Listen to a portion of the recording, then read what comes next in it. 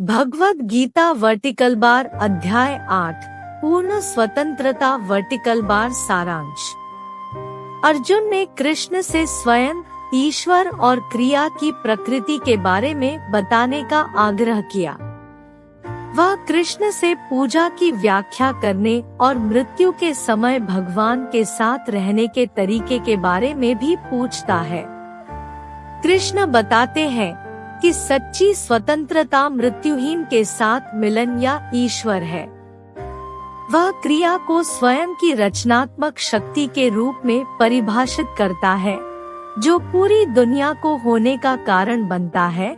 मनुष्य अपनी मृत्यु के समय जिस अवस्था में होगा उसी अवस्था में प्रवेश करेगा। इसलिए क्योंकि किसी को अपनी मृत्यु का समय कभी नहीं पता होता, इसलिए हर समय ध्यान करना आवश्यक है।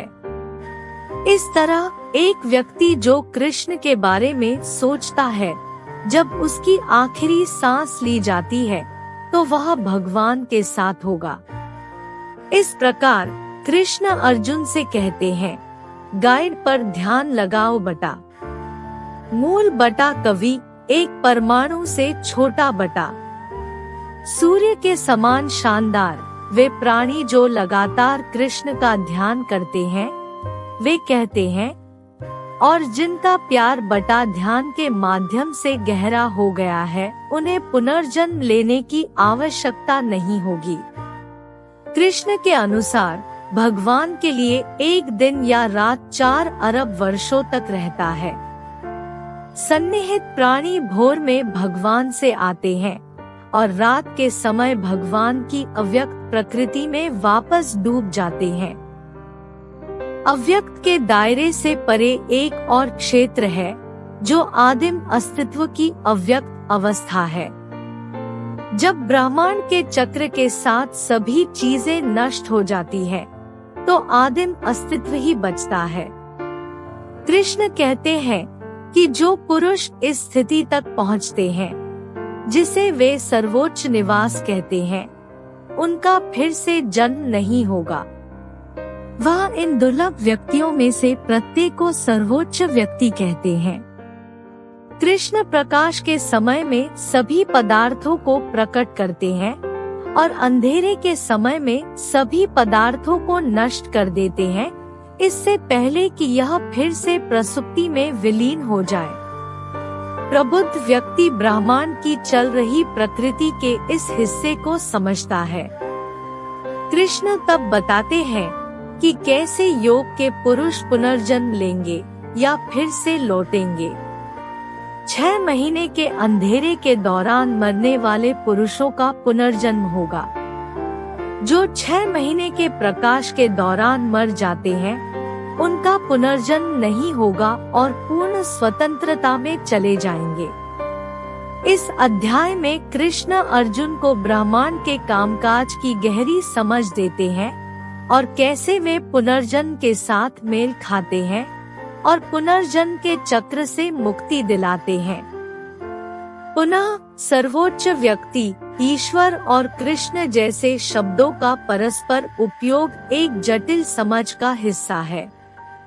योग का व्यक्ति शरीर, मन और इंद्रियों से परे सर्वोच्च अपरिवर्तनीय आत्मा के रूप में स्वयं और ईश्वर की प्रकृति पर ध्यान देता है।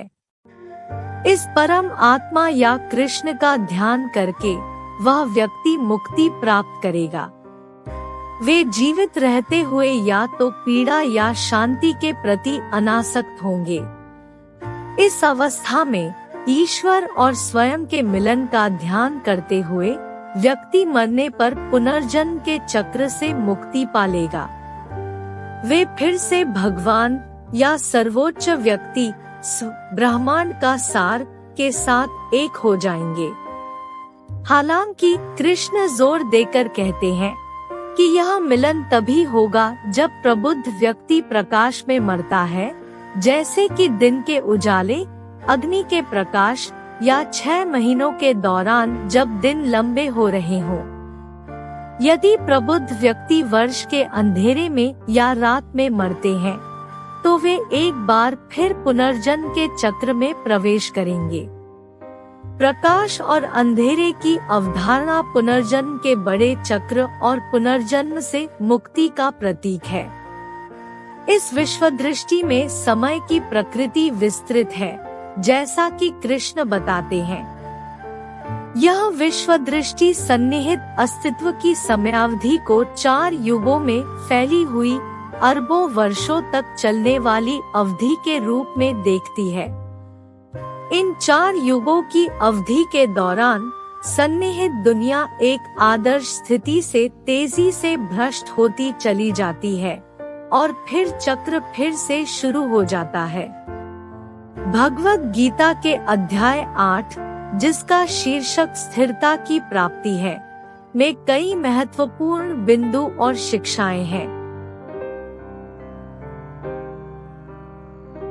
इस अध्याय के 20 मुख्य अंश इस प्रकार है। 1. धर्म का मार्ग संकरा और कठिन है, लेकिन यह परम शांति और सुख की ओर ले जाता है। 2. अधर्म का मार्ग चौड़ा और आसान है, लेकिन यह विनाश की ओर ले जाता है। 3. सर्वोच्च प्राणी ब्रह्मा सभी सृष्टि का स्रोत है और शाश्वत, अपरिवर्तनीय और द्वैत से परे है। 4. व्यक्तिगत आत्मान भी शाश्वत और अपरिवर्तनीय है, लेकिन यह अज्ञानता से आच्छादित है और ब्रह्मा के ज्ञान के माध्यम से इसे मुक्त किया जा सकता है। 5. भौतिक संसार क्षणभंगुर है और परिवर्तन के अधीन है, लेकिन शाश्वत आत्मा अपरिवर्तनशील और परिवर्तन से परे है। 6. व्यक्तिगत आत्मा परमात्मा की एक चिंगारी है और जब उसे यह पता चलता है तो वह मुक्ति प्राप्त करती है। 7. जीवन का लक्ष्य परमात्मा के साथ एकता प्राप्त करना है। 8. सर्वोच्च प्राणी सभी प्राणियों का अंतिम आश्रय और लक्ष्य है। 9. सर्वोच्च होने को ध्यान और भक्ति के माध्यम से महसूस किया जा सकता है। 10. परमात्मा इंद्रियों की पहुंच से परे है और केवल आंतरिक ज्ञान के माध्यम से ही महसूस किया जा सकता है।